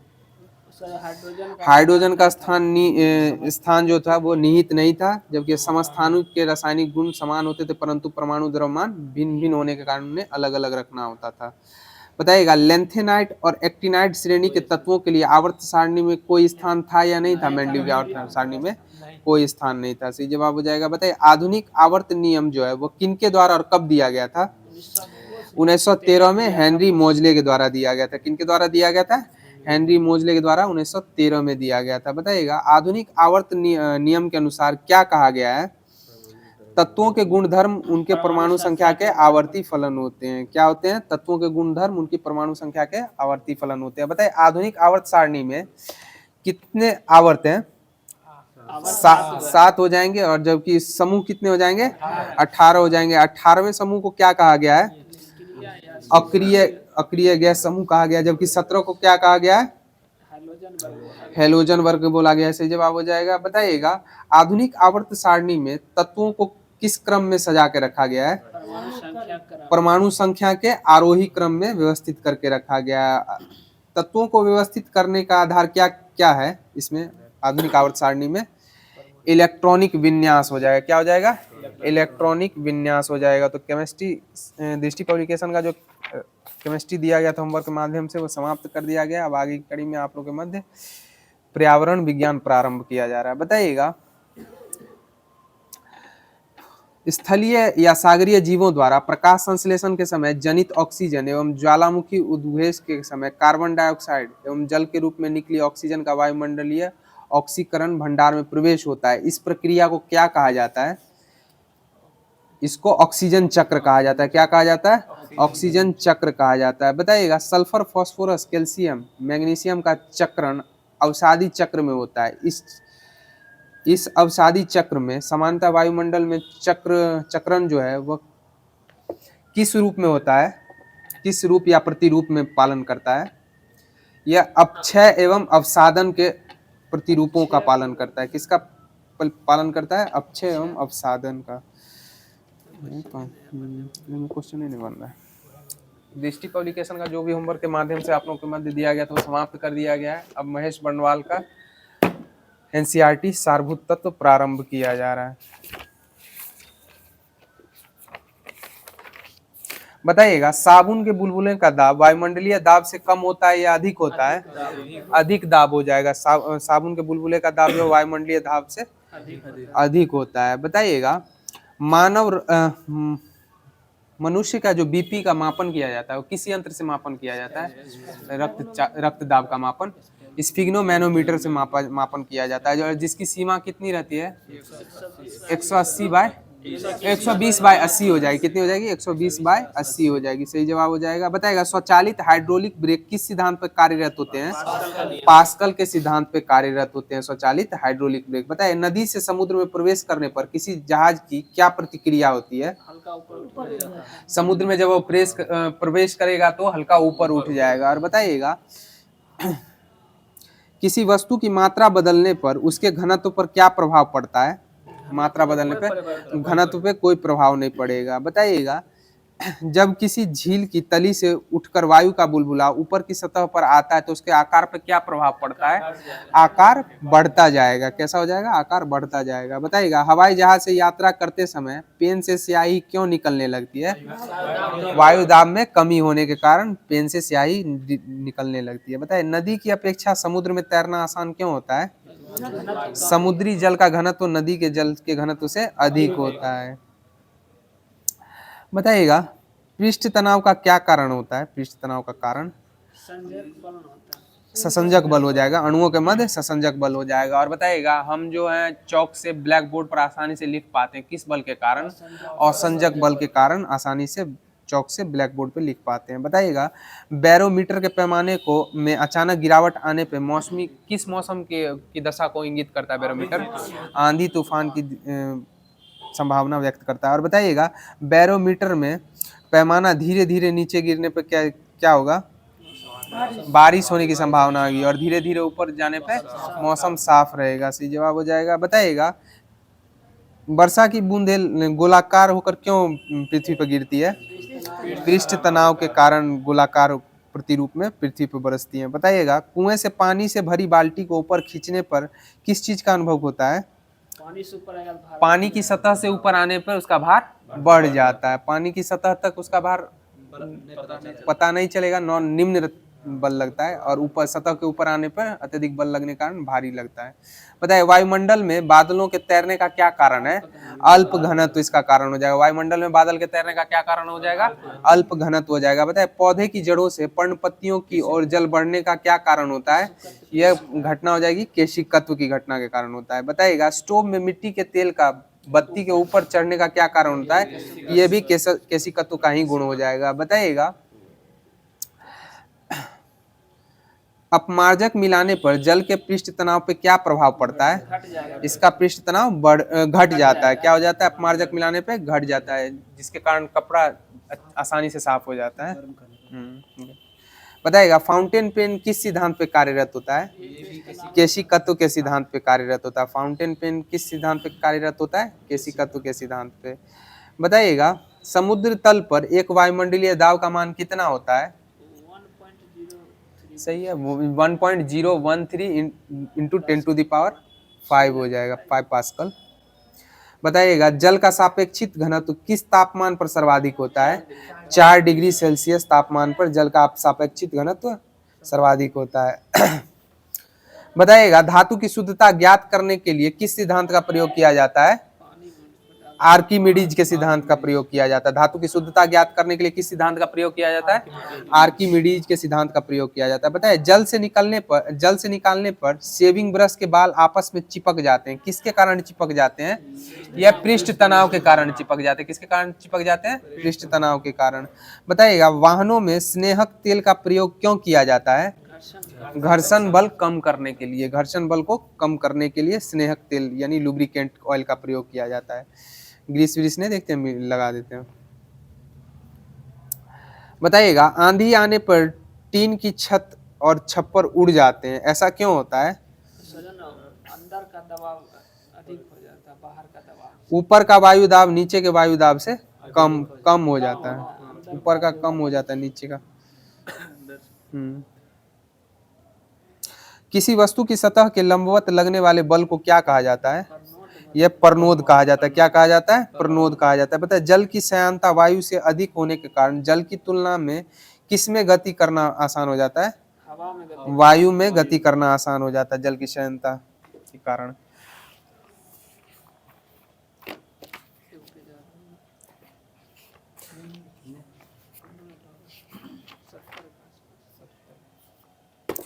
तो कॉस्मोस पब्लिकेशन का जो आप लोग के मध्य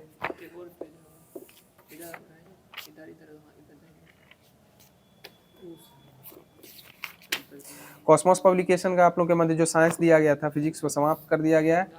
अब आप लोग के मध्य आधुनिक भारत हिस्ट्री से संबंधित है, वो प्रारंभ किया जा रहा है। बताइएगा, बंगाल का विभाजन किस वायसराय के कार्यकाल में हुआ था? लॉर्ड कर्जन के कार्यकाल में हुआ था। और ये कब हुआ था? 1905 में हुआ था। और इसी को क्या कहा गया था? वंदे मातरम। बंगाल विभाजन के विरोध में जो आंदोलन प्रारंभ हुआ था, स्वदेशी आंदोलन कहा गया। क्या कहा गया? स्वदेशी आंदोलन। और बताइएगा, बंगाल विभाजन की घोषणा कब हुई थी? 19 या 20 जुलाई 1905 को। और यह प्रभावी कब हो गई थी? 16 अक्टूबर 1905 को प्रभावी हो गई थी। सही जवाब हो जाएगा। बताइएगा, बंगाल का विभाजन मुख्यतः किस उद्देश्य से किया गया था? यह राष्ट्रवाद की भावना को छीन करने के लिए किया गया था। राष्ट्रवाद की भावना को दुर्बल करने या छीन करने के लिए किया गया था। बताइएगा, वंदे मातरम किस आंदोलन के दौरान भारतीय राष्ट्रीय आंदोलन का प्रेरक गीत बना था? यह स्वदेशी आंदोलन के समय हो जाएगा। और बताइए, बंगाल के विभाजन के विरोध में आंदोलन का नेतृत्व किन्होंने किया था? यह सुरेंद्र नाथ बनर्जी के द्वारा किया गया था। और बताइएगा, बिना ताज का बादशाह किन्हें कहा जाता है? सुरेंद्र नाथ बनर्जी को बिना ताज का बादशाह कहा जाता है। बताइएगा, दिल्ली में स्वदेशी आंदोलन का नेतृत्व किन्होंने किया था? सैयद हैदर रजा के द्वारा किया गया था। किसके द्वारा किया गया था? सैयद हैदर रजा के द्वारा। बताइएगा, मद्रास में स्वदेशी आंदोलन का नेतृत्व किन्होंने किया था? यह चिदम्बरम पिल्ले के द्वारा किया गया था। किनके द्वारा किया गया था? चिदम्बरम पिल्ले के द्वारा किया गया था। बताइएगा, बंगाल विभाजन के विरोध में उत्पन्न हुए स्वदेशी आंदोलन में अत्यधिक विदेशी कपड़ों को जलाया गया था। इसके बारे में महात्मा गांधी को किन्होंने कहा था? यह निष्ठुर बर्बादी है। रविन्द्रनाथ टैगोर के द्वारा कहा गया था, यह एक निष्ठुर बर्बादी है। बताइएगा, ब्रिटिश पत्रकार H.W. नेविन्सन किस आंदोलन से जुड़े थे? यह स्वदेशी आंदोलन से ही जुड़े हो जाएंगे। किस आंदोलन से जुड़े हो जाएंगे? स्वदेशी आंदोलन से। बताइएगा, 16 अक्टूबर 1905 को बंगाल में कौन दिवस मनाया गया था? कौन सा दिवस मनाया गया? शोक दिवस मनाया गया था। कौन सा दिवस मनाया गया था? शोक दिवस मनाया गया था। और रविन्द्रनाथ टैगोर के सुझाव पे संपूर्ण बंगाल में से राखी दिवस के रूप में मनाया गया। बताइए, वर्ष 1905 में बांग्ला पत्रिका संजीवनी के संपादक जो थे वो कौन थे? ये कृष्ण कुमार मित्र हो जाएंगे। कौन हो जाएंगे? कृष्ण कुमार मित्र हो जाएंगे। बताए भारत की प्राचीन कला परंपराओं को पुनर्जीवित करने के लिए एक Indian society of oriental art की स्थापना किन्होंने की थी? ये अविंद्रनाथ टैगोर के द्वारा की गई थी। किनके द्वारा की गई थी? अविंद्रनाथ टैगोर के द्वारा की गई थी। बताइएगा स्वदेशी आंदोलन के प्रारंभ का तत्कालिक कारण क्या था? यह लॉर्ड कर्जन द्वारा बंगाल का विभाजन करना हो जाएगा स्वदेशी आंदोलन का प्रारंभिक तत्कालिक कारण। बताइएगा स्वदेशी बांधव समिति की स्थापना किन्होंने की थी? स्वदेशी बांधव समिति अश्वनी कुमार दत्त हो जाएंगे। कौन हो जाएंगे? अश्वनी कुमार दत्त। और कांग्रेस के बारे में किसने कहा था यह 3 दिन का तमाशा है? अश्वनी कुमार दत्त के द्वारा ही कहा गया था। कांग्रेस के सम्मेलन को 3 दिन का तमाशा कहा गया था। बताइएगा वर्ष 1905 में कांग्रेस के बनारस अधिवेशन में स्वदेशी आंदोलन का समर्थन किया गया था। इस अधिवेशन की अध्यक्षता किन्होंने की थी? कांग्रेस के 1905 के अधिवेशन के बनारस अधिवेशन के अध्यक्ष गोपाल कृष्ण गोखले के द्वारा की गई थी। और गोपाल कृष्ण गोखले किनके राजनीतिक गुरु थे? महात्मा गांधी का। गोपाल कृष्ण गोखले के राजनीतिक गुरु कौन थे? एमजी रनाडे हो जाएंगे, महागोविंद रनाडे। बताइएगा स्वदेशी आंदोलन के दौरान बंगाल केमिकल स्वदेशी स्टोर्स की स्थापना किसके द्वारा की गई थी? स्वदेशी आंदोलन के दौरान बंगाल केमिकल्स स्वदेशी स्टोर्स की स्थापना यह प्रफुल्ल चंद्र रॉय के द्वारा की गई थी। किनके द्वारा की गई थी? प्रफुल्ल चंद्र रॉय के द्वारा। बताइएगा स्वदेशी आंदोलन का आलोचक तथा पूर्व व पाश्चात्य के मध्य एक बेहतर संबंध का समर्थक कौन था? यह रविन्द्रनाथ टैगोर हो जाएंगे। सही जवाब है रविन्द्रनाथ टैगोर। बताइए बंगाल विभाजन के समय बंगाल का लेफ्टिनेंट गवर्नर कौन था? सर एंड्रू फ्रेजर हो जाएंगे। कौन हो जाएंगे? सर एंड्रूज फ्रेजर हो जाएंगे। बताइए बंगाल में ब्रिटेन की वस्तुओं का बहिष्कार का सुझाव सर्वप्रथम किनके द्वारा दिया गया था? यह कृष्ण कुमार मित्र के द्वारा दिया गया था। किनके द्वारा दिया गया था? कृष्ण कुमार मित्र के द्वारा। और बताइएगा स्वदेशी आंदोलन के दौरान आमार सोनार बांग्ला नामक गीत की रचना किन्होंने की थी? यह रविन्द्रनाथ टैगोर के द्वारा की गई थी। और आगे चलकर यह किस देश का राष्ट्रीय गान बन गया था? यह बांग्लादेश का राष्ट्रीय गान निर्मित हो गया था। बताइएगा किस समिति के सुझाव पर 1911 में बंगाल का पुनः एकीकरण कर दिया गया था? यह अरुंडेल समिति के सुझाव पे किया गया था। और किसको भारत की राजधानी नई राजधानी के रूप में निर्मित किया गया था? यह दिल्ली को भारत की राजधानी के रूप में स्थानांतरित कलकत्ता से दिल्ली कर दिया गया था। तो कॉस्मोस पब्लिकेशन का जो महेश बर्नवाल रचित जो कॉस्मोस पब्लिकेशन का एनसीईआरटी सारभूत तत्व है वो यहीं पे समाप्त हो गया। अब आप लोग के मध्य द एग्जाम पोर्टल्स का जो साइंस दिया गया था वो स्टार्ट किया जा रहा है। बताइएगा कौन सा तत्व मेंडलीव की आवर्त सारणी में इक्का एल्युमिनियम की जगह लेता है? यह गैलियम हो जाएगा। कौन हो जाएगा? गैलियम हो जाएगा। और बताइएगा एक ही आवर्त में स्थित तत्वों के परमाणुओं में क्या समानता होती है? कोशों की संख्या में समानता होती है। किसमें समानता होती है? सेल्स, वही कोश हो जाएंगे। कोशों की संख्या में समानता होती है। बताइएगा एक ही समूह में स्थित तत्वों के परमाणुओं में क्या समानता होती है? एक ही समूह में स्थित तत्वों के परमाणुओं में संयोजी इलेक्ट्रॉन की समानता होती है। एक ही तरह समान संयोजी इलेक्ट्रॉन रहेंगे। बताइए किसी परमाणु के तीसरे कक्षा में अधिकतम कितने इलेक्ट्रॉन हो सकते हैं? 18 इलेक्ट्रॉन हो सकते हैं। कितने इलेक्ट्रॉन हो सकते हैं? 18 इलेक्ट्रॉन हो सकते हैं। बताइएगा समानता आवर्त में बाएं से दाएं जाने पर परमाणु का आकार क्या होता है? आकार घटता है। बाएं से दाएं जाने पर आकार घटता है। और समानता समूह में ऊपर से नीचे जाने पर परमाणु का आकार क्या होगा? यह बढ़ेगा। बाएं से दाएं जाने पे घटेगा जबकि ऊपर से नीचे आने पे बढ़ता है। बताइएगा आधुनिक आवर्त सारणी में टेढ़ी मेढ़ी रेखा अलग करती है। किसको किससे अलग करती है? धातुओं को धातुओं से अलग करती है। इसको क्या कहा गया है? जिगजैग रेखा कहा गया। बताइएगा आधुनिक आवर्त सारणी में परमाणु संख्या 58 से 71 तक के तत्वों को क्या कहा गया है? लेंथेनाइट कहा गया। क्या कहा गया है? लेंथेनाइट कहा गया। और बताइएगा यूरेनियम तत्व की परमाणु संख्या कितनी है?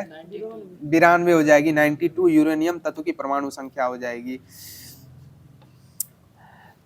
बताइएगा सिक्का धातु किन धातुओं को कहा गया है? कॉपर, सिल्वर और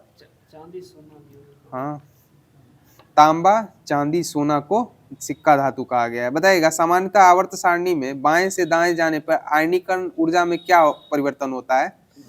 यह बढ़ जाती है। बाएं से दाएं जाने पर आयनीकरण ऊर्जा जो होती है वो बढ़ जाती है, जबकि बाएं से दाएं जाने पर परमाणु का आकार क्या हो जाता है, घट जाता है, और ऊपर से नीचे जाने पे बढ़ जाता है। बताइएगा आवर्त सारणी में न्यूनतम आयनीकरण ऊर्जा किसकी है? हीलियम का है। सीजियम हो जाएगा। बताइएगा आवर्त सारणी में न्यूनतम इलेक्ट्रॉन एफिनिटी किसका होता है? आवर्त सारणी में न्यूनतम इलेक्ट्रॉन इन्फिनिटी किसका होता है? अक्रिय गैसों का होता है। किसका होता है? अक्रिय गैसों का होता है। बताइए सबसे अधिक इलेक्ट्रॉन बंधुता किसकी होती है? यह क्लोरीन की हो जाएगी। सबसे अधिक इलेक्ट्रॉन बंधुता किसकी होती है? क्लोरीन की होती है। बताइए सामान्यतः आवर्त सारणी में बाएं से दाएं जाने पर विद्युत ऋणात्मकता पे क्या प्रभाव पड़ता है? यह बढ़ती जाती है। बाएं से दाएं जाने पे विद्युत ऋणात्मकता बढ़ती है। बताइए वह कौन सा अधातु है जो ऑक्सीजन के संपर्क में आने पर जल उठता है और इसे पानी में डुबो कर रखा जाता है? यह फास्फोरस हो जाएगा। कौन हो जाएगा? फास्फोरस हो जाएगा। बताइएगा आवर्त सारणी का सबसे जहरीला तत्व कौन सा तत्व है? यह प्लूटोनियम हो जाएगा। कौन हो जाएगा? प्लूटोनियम हो जाएगा। बताइए आवर्त सारणी में सबसे हल्का तत्व कौन सा है? तत्व पूछ रहे हैं, धातु है वो लिथियम। ये हो जाएगा हाइड्रोजन हो जाएगा। हल्का तत्व कौन हो जाएगा? हाइड्रोजन हो जाएगा। और सबसे हल्का तत्व कौन हो जाएगा? लिथियम हो जाएगा। धातु तत्व जो हो जाएगा वो लिथियम हो जाएगा। तत्व सीधे कहेगा तो हाइड्रोजन हो जाएगा। बताइएगा पहला मानव निर्मित तत्व कौन सा है? मानव निर्मित पहला तत्व यह टेक्नेटियम हो जाएगा। टेक्नेटियम जो हो जाएगा पहला मानव निर्मित तत्व हो जाएगा। बताइए आधुनिक आवर्त सारणी का सबसे बड़ा समूह कौन सा समूह है? यह तीसरा समूह हो जाएगा। कौन सा समूह हो जाएगा? तीसरा समूह सबसे बड़ा समूह हो जाएगा। बताइएगा लेंथेनाइट और एक्टिनाइट श्रेणी के तत्व किस समूह के अंतर्गत आते हैं? यह तीसरे समूह के अंतर्गत आते हैं। किस समूह के अंतर्गत आते हैं? तीसरे समूह के। सबसे अधिक क्रियाशील वाला धातु कौन सा धातु है? यह सीजियम हो जाएगा। कौन सा हो जाएगा? सीजियम हो जाएगा। और सबसे अधिक क्रियाशील वाला अधातु यह क्लोरीन हो जाएगा। कौन हो जाएगा? क्लोरीन हो जाएगा। बताए ब्रह्मांड में सर्वाधिक पाए जाने वाला तत्व कौन सा तत्व है? ब्रह्मांड में हाइड्रोजन हो जाएगा। ब्रह्मांड में पूछ रहे हैं, हाइड्रोजन हो जाएगा। बताए पृथ्वी के भूपर पट्टी पर सबसे अधिक पाए जाने वाला तत्व यह ऑक्सीजन हो जाएगा। बताइएगा हाइड्रोजन के कितने समस्थानिक हैं? 3 समस्थानिक हो जाएंगे। कौन कौन हो जाएंगे? प्रोटियम, ड्यूटेरियम, ट्राइटियम हो जाएंगे। और किस समस्थानिक के नाभिक में कोई भी न्यूट्रॉन नहीं होता है? यह प्रोटियम हो जाएगा। कौन हो जाएगा? प्रोटियम के नाभिक में कोई भी न्यूट्रॉन नहीं होता है। बताइएगा सबसे अधिक ऑक्सीकरण संख्या दिखाने वाला तत्व ऑस्मियम हो जाएगा। कौन हो जाएगा? ऑस्मियम, ऑक्सीकरण संख्या दिखाने वाला तत्व। आवर्त सारणी में सबसे अधिक संख्या में गैस तत्वों को रखने वाला समूह कौन सा समूह है? यह शून्य समूह, अक्रिय गैस, 18वां समूह हो जाएगा। तो द एग्जाम पोर्टल से संबंधित जो आप लोगों के मध्य होमवर्क दिया गया था वो भी समाप्त कर दिया गया है। अब आगे की कड़ी में करंट अफेयर्स स्पीडी पब्लिकेशन का प्रारंभ किया जा रहा है।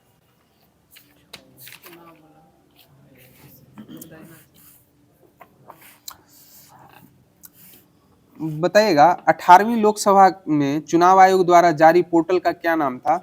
यह सुविधा हो जाएगा। और बताइएगा 18वीं लोकसभा में कितनी महिला सांसदों का निर्वाचन हुआ है? 74 महिलाओं का चुनाव हुआ, निर्वाचित हुई हैं 74 महिलाएं 18वीं लोकसभा में। बताइएगा पहली बार चुनाव चुनकर आए गए सांसदों की संख्या 18वीं लोकसभा में कितनी थी? 280 हो जाएगी। कितनी हो जाएगी? 280। और बताए चुनाव लड़ने वाले 53 मंत्रियों में से कितने मंत्री विजय हुए थे? ये 35 मंत्री विजयी हुए थे। सही जवाब हो जाएगा। बताइएगा मतदान की दृष्टि से सर्वाधिक प्रतिशत वाला जगह कौन सी हो जाएगी? मतदान का सर्वाधिक प्रतिशत वाला यह लक्षद्वीप हो जाएगी। कौन हो जाएगा? लक्षद्वीप हो जाएगा। और मतदान का न्यूनतम प्रतिशत वाला राज्य यह बिहार हो जाएगा, 56% हो जाएगा। सही जवाब हो जाएगा। बताइएगा प्रधानमंत्री के रूप में 18वीं लोकसभा में के द्वारा निर्वाचित नरेंद्र मोदी के द्वारा कब प्रधानमंत्री के रूप में शपथ ग्रहण किया गया था? 9 जून 2024 को शपथ ग्रहण किया गया था। सही जवाब हो जाएगा। बताइए शपथ ग्रहण समारोह में कितने देशों के राष्ट्राध्यक्ष शामिल हुए थे? 7 देशों के राष्ट्राध्यक्ष शामिल हुए थे। सही जवाब हो जाएगा। बताइएगा 18वीं लोकसभा में सबसे कम मतों से जीतने वाले व्यक्ति कौन हो जाएंगे? ये रविंदर दाताराम वायकर हो जाएंगे जो 48 वोट से विजयी हुए थे। और सबसे अधिक वोटों के अंतर से विजय होने वाले व्यक्ति कौन है? ये शंकर लालवानी हो जाएंगे जो 11.72 लाख वोट वोटों से विजयी रहे थे। और 11वीं लोकसभा में सबसे युवा सांसद कौन निर्वाचित हुए हैं? ये पुष्पेंद्र सरोज हो जाएंगे। कौन हो जाएंगे? पुष्पेंद्र सरोज, जो कौशाम्बी सीट से विजयी हुए हैं और 25 वर्ष की आयु में सांसद निर्वाचित हुए हैं। और 18वीं लोकसभा में सबसे बुजुर्ग सांसद कौन निर्वाचित हुए हैं? थल्ली कोटई राजीव थेवर बालू हो जाएंगे, जिनकी आयु जो है 82 वर्ष थी। और बताइएगा, लद्दाख क्षेत्र की एकमात्र सीट पे विजय प्राप्त करने वाले व्यक्ति कौन हो जाएंगे? हाजी हनीफा हो जाएंगे, जो इंडिपेंडेंट थे। और 18वीं लोकसभा में बीजेपी ने कितनी सीटों पर विजय प्राप्त की थी? 240 सीटों पर विजय प्राप्त की थी। और जेडीयू के द्वारा कितने सीटों पर विजय प्राप्त की गई थी? 12 सीटों पर। और कांग्रेस ने कितने सीटों पर विजय प्राप्त की थी? 99 सीटों पर प्राप्त की थी। कितनी सीटों पर प्राप्त की थी? 99 सीटों पर विजय प्राप्त की थी। बताइएगा, 18वीं लोकसभा में गांधीनगर से कौन से व्यक्ति निर्वाचित हुए थे? अमित शाह हो जाएंगे। और अमेठी से कौन हो जाएंगे? किशोरी लाल शर्मा हो जाएंगे। और रायबरेली से राहुल गांधी हो जाएंगे। और कन्नौज से कौन निर्वाचित हुए हैं? ये अखिलेश यादव हो जाएंगे। कन्नौज से कौन हो जाएंगे? अखिलेश यादव। अयोध्या से कौन निर्वाचित हुए? अवधेश प्रसाद हो जाएंगे। और पूर्णिया से पप्पू यादव उर्फ राजेश रंजन हो जाएंगे। सही जवाब हो जाएगा।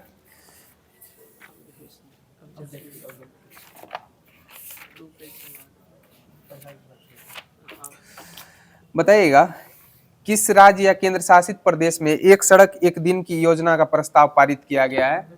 यह दिल्ली में हो जाएगा। कहाँ हो जाएगा? दिल्ली में एक सड़क एक दिन। बताए, भारत में सबसे स्वच्छ शहर का अवार्ड लगातार 8वीं बार किस शहर के द्वारा जीता गया है? इंदौर के द्वारा जीता गया है। सही जवाब हो जाएगा। बताए, किस राज्य में भारत के पहले घुमंतू गांव की स्थापना की गई है? ये सिक्किम में की गई। और भारत के किस राज्य में सर्वप्रथम जैविक कृषि का प्रारंभ किया गया था? सिक्किम से ही किया गया था। सही जवाब हो जाएगा। बताइएगा, सिक्किम को पूर्ण राज्य का दर्जा कौन से संविधान संशोधन के तहत दिया गया था? 36वां 1975 के तहत दिया गया था। 36 1975। बताइएगा, किस राज्य ने राष्ट्रीय एक जिला एक उत्पाद पुरस्कार 2024 के समारोह में सबसे अधिक पुरस्कार जीते हैं? यह आंध्र प्रदेश हो जाएगा। सही जवाब हो जाएगा। कौन सा राज्य हो जाएगा? आंध्र प्रदेश। बताए, भारत की पहली पूर्णतः महिला संचालित औषधालय का उद्घाटन कोल इंडिया द्वारा किस शहर में किया गया है? यह बिलासपुर में किया गया। कहाँ किया गया है? बिलासपुर में किया गया है। बताए, किस राज्य में भारत का पहला एक्वाटेक पार्क लॉन्च किया गया है? यह असम में किया गया। और असम के वर्तमान में मुख्यमंत्री कौन है? हेमंत बिस्वा शर्मा हो जाएंगे, जो अखिल भारतीय बैडमिंटन संघ के अध्यक्ष हो जाएंगे। बताइएगा, भारत का दूसरा सबसे लंबा केबल स्टे ब्रिज कहाँ खोला गया है? यह शिवमोगा कर्नाटक में खोला गया है। कहाँ खोला गया है? शिवमोगा कर्नाटक में। और सबसे लंबा जो केबल स्टे ब्रिज है वह सुदर्शन सेतु हो जाएगा, गुजरात में। बताइएगा, हाल ही में किस तिथि को एआई प्रशंसा दिवस मनाया गया है? यह 16 जुलाई को। कब मनाया गया? 16 जुलाई को। अंतर्राष्ट्रीय जनसंख्या दिवस किस तिथि को?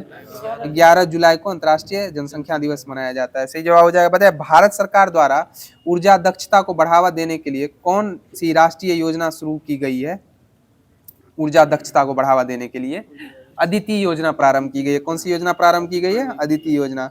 बताइएगा, 16 जुलाई 2025 को भारतीय कृषि अनुसंधान परिषद का कौन सा स्थापना दिवस मनाया गया था?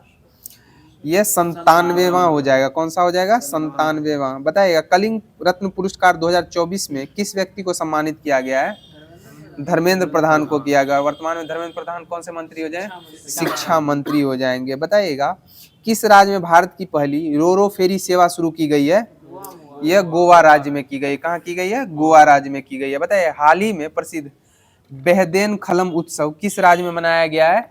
यह मेघालय राज्य में मनाया गया। बेहदेन खलम उत्सव किस राज्य में मनाया गया है? मेघालय राज्य में मनाया गया। बताइए, किस देश में न्यू कैलेडोनिया राज्य के रूप में घोषित किया गया? किस देश में?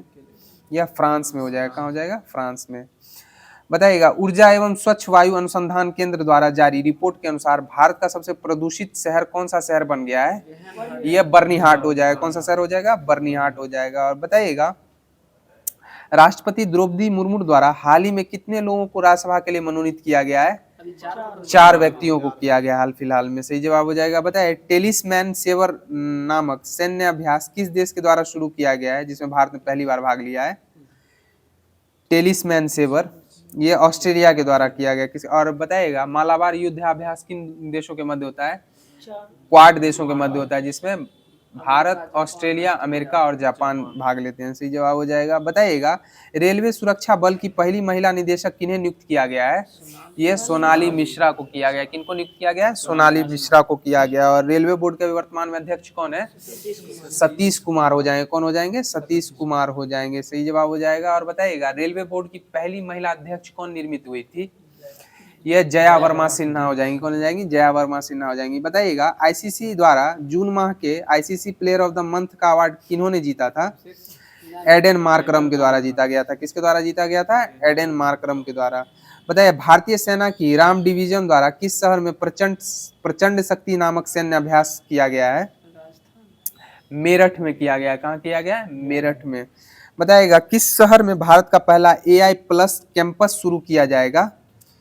यह अमरावती में किया जाएगा। कहाँ किया जाएगा? अमरावती। और अमरावती किस राज्य की राजधानी है? यह आंध्र प्रदेश की हो जाएगी। किसकी हो जाएगी? आंध्र प्रदेश की हो जाएगी। बताइएगा आदिवासी छात्रों की समग्र शिक्षा के लिए हाल ही में कौन सी पहल शुरू की गई है? आदिवासी छात्रों की समग्र शिक्षा के लिए हाल ही में कौन सी पहल शुरू की गई है? यह तलाश शुरू की गई है। कौन सी पहल शुरू की गई है? तलाश पहल शुरू की गई है। बताइएगा अमेरिका में आयोजित फुटबॉल क्लब विश्व कप 2025 का पहला संस्करण जो है वह किसके द्वारा जीता गया है? यह चेल्सी के द्वारा जीता गया। किसके द्वारा जीता गया? बताइएगा हाल ही में किस राज्य में हरेला उत्सव मनाया गया है?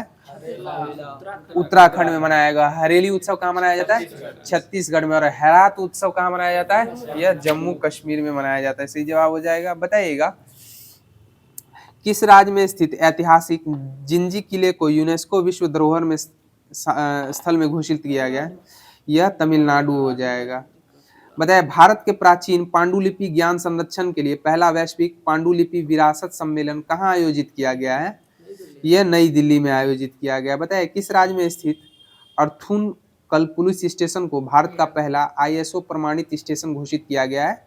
यह केरल राज्य में किया गया। सही जवाब हो जाएगा। बताइए भारत के किस राज्य की साक्षरता दर सबसे उच्चतम है? केरल राज्य की हो जाएगी। सही जवाब हो जाएगा। बताइएगा संयुक्त राष्ट्र जनसंख्या पुरस्कार 2025 किसके द्वारा जीता गया है? यह वर्षा पांडे के द्वारा जीता गया। किसके द्वारा जीता गया? वर्षा पांडे के द्वारा। बताइएगा पेन प्रिंटर पुरस्कार 2025 से किन्हें सम्मानित किया गया है? पेन प्रिंटर लीला अबू लेला को किया गया। किनको किया गया है? लीला अबू लेला को किया गया है। बताइएगा विलिम्बडन 2025 का महिला एकल का खिताब किन्होंने जीता है? ईगा स्वीटेक के द्वारा जीता गया। किनके द्वारा जीता गया है? ईगा स्वीटेक के द्वारा। और विलिम्बडन 2025 का पुरुष एकल का खिताब किन्होंने जीता है? ये जॉनिक सीनर के द्वारा जीता गया। किसके द्वारा जीता गया है? जॉनिक सीनर के द्वारा। बताइएगा चेन्नई के LR हरिकृष्णन भारत के कौन से ग्रैंड मास्टर बन गए थे विगत में? 87 में बनाए। रोहित कृष्णन 89 है, LR हरिकृष्णन 87 थे। और बीच में 88 में कौन हो जाएंगे? देशमुख। कौन देशमुख थे? दिव्या देशमुख हो जाएंगे। सही जवाब हो जाएगा। बताइएगा मराठा शासकों द्वारा निर्मित कितने ऐतिहासिक किलों को यूनेस्को ने अपनी विश्व धरोहर सूची में शामिल किया है? 12। बताइए किस देश में स्थित खमेर रूज स्थल को यूनेस्को विरासत सूची में शामिल किया गया है? यह कंबोडिया में हो जाएगा। कौन से देश में हो जाएगा? कंबोडिया में। बताइएगा हाल ही में फीफा द्वारा जारी रैंकिंग में भारतीय फुटबॉल टीम को कौन सा स्थान प्राप्त हुआ है? 131वां हो जाएगा। 131वां। बताइएगा क्रूज भारत मिशन में शामिल होने वाला भारत का पहला कौन सा राज्य है? शामिल हो गया। क्रूज भारत मिशन में शामिल होने वाला भारत का पहला राज्य कौन बन गया? यह गुजरात बन गया है। बताइए किस शहर में स्थित कार्निक ब्रिज का नाम बदलकर सिंदूर ब्रिज कर दिया गया है? यह मुंबई में हो जाएगा। कार्निक ब्रिज का नाम परिवर्तित करके क्या कर दिया गया? सिंदूर ब्रिज। बताइए किस राज्य के द्वारा फर्जी संतों के खिलाफ ऑपरेशन कालनेमी शुरू किया गया है? उत्तराखंड हो जाएगा। बताइए हाल ही में यूनेस्को द्वारा अफ्रीका के कितने स्थलों को खतरे की सूची से हटाया गया है? ये 3 हो जाएंगे। कितने हो जाएंगे? 3 हो जाएंगे। बताइए किस राज्य में गणेश उत्सव को राज्य उत्सव घोषित किया गया है? महाराष्ट्र। और बताइए गणेश उत्सव की का प्रारंभ बाल गंगाधर तिलक के द्वारा कब किया गया था? 1893। और शिवाजी उत्सव का प्रारंभ कब किया गया था? 1895 से किया गया है। और आज का लास्ट क्वेश्चन हो जाएगा हाल ही में जारी टाइम 100 क्रिएटर्स लिस्ट 2025 में एकमात्र भारतीय के रूप में कौन शामिल किए गए हैं? ये प्रजाक्ता कोहली हो जाएंगी। तो साथियों आज का जो होमवर्क सीरीज है वो यहीं पे समाप्त हो गया है और आशा करते हैं आप लोगों को हमारी ये होमवर्क सीरीज अच्छी लगी हो और जैसा कि ग्रुप का नियम है कि लास्ट में आप लोगों के लिए क्वेश्चन छोड़ा जाता है जिसका आंसर आप लोगों को कमेंट माध्यम से देना रहता है। तो क्वेश्चन ध्यान से सुन लीजिएगा। सफलतापूर्वक वैट को सर्वप्रथम लागू करने वाला देश कौन है और इसके द्वारा सफलतापूर्वक वैट को कब लागू किया गया था? सफलतापूर्वक वैट को सर्वप्रथम लागू करने वाला देश और कब इसको सफलतापूर्वक लागू किया गया था। तो आशा करते हैं इस क्वेश्चन का जवाब आप लोग ज़्यादा से ज़्यादा संख्या में कमेंट माध्यम से अवश्य दीजिएगा। चूँकि हमारे यहाँ छठ महापर्व था जिसके कारण हम लोग अनुपस्थित थे और आप लोगों को लगातार रूप से क्लासेस नहीं मिल पा रही होगी, जिसके कारण हम लोग खेद ही व्यक्त कर सकते हैं। और जैसे कि हमारे बहुत सारे साथी अभी आ रहे हैं, कंटिन्यूअस घर से आते जाएंगे और हमारी संख्या बढ़ती जाएगी और आप लोगों के मध्य ये क्लासेस कंटिन्यूअस इसी तरीके से अब प्रत्येक दिन चलती रहेंगी। तो अब आप लोग कंसेस होकर हमारे इस ग्रुप डिस्कशन से जुड़ जाइए जिससे आपकी तैयारी और बेहतर हो सके। तो आज की होमवर्क सीरीज यहीं पे समाप्त होती है और आप लोगों से लेते हैं विदा। जय हिंद, जय बिहार।